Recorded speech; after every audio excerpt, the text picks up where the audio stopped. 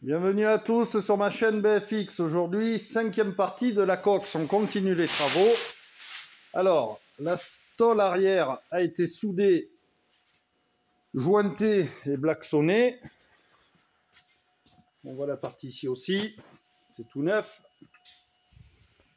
Et là, on commence à faire les repérages à contre-jour de tout ce qui peut être petit pet. Là, on a du mastic parce que c'était des tout petits pets. Alors, on a la chance sur ce style de voiture. La tôle est relativement épaisse. Quand vous tapez, vous sentez qu'il y a de l'épaisseur de tôle. Ça se redresse très facilement et ça se travaille bien. C'est pas comme les voitures modernes. Alors là, c'est poncé.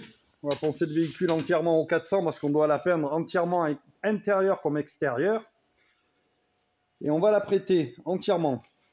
Alors là, je voulais vous montrer.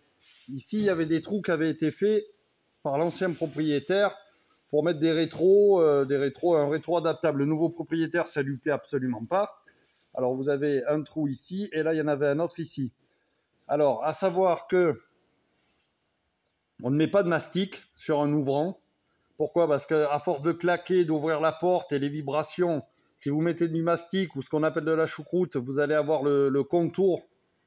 Ça va craqueler, on verra, ça travaillera et dans quelques temps on verra la forme du trou réapparaître. Le mieux c'est de souder. Alors, quand on meule la tôle pour pas l'affiner, vous pouvez utiliser, on appelle ça des disques carbone, vous voyez là. C'est-à-dire que ça enlève la peinture mais ça n'agresse pas la ferraille et vous n'affinez pas l'épaisseur de tôle. C'est beaucoup moins agressif que là on voit quand même qu'il y avait du mastic. Elle a déjà été refaite et il y a pas mal de mastic. Bon. Et là, vous voyez, j'ai soudé, rebouché le trou, ça ne se voit plus. On va faire la même chose ici. Comme ça, on est sûr que dans le temps, ça tient. Alors, la voiture, comme je vous ai déjà dit dans la première vidéo, elle est relativement propre. Il n'y a pas de gros shoot.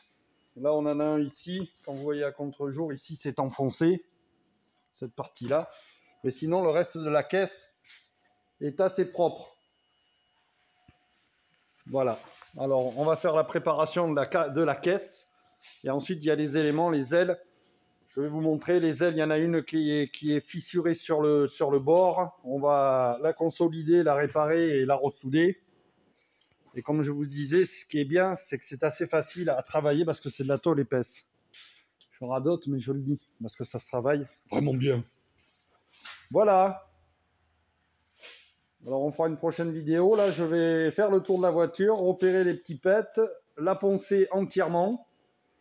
Alors après, on va avoir les intérieurs de porte à faire, puisqu'on la change de couleur.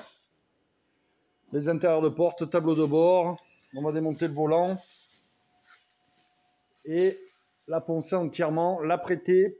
L'après, c'est comme un mastic liquide, mais c'est pour protéger, pour pas qu'il y ait de réaction entre la vieille peinture, on ne sait pas ce que c'est, et la future peinture que l'on va mettre. Alors, quand on prend un prix exorbitant, on va dire que normalement on devrait, pour que ça soit fait correctement, sabler la caisse entièrement.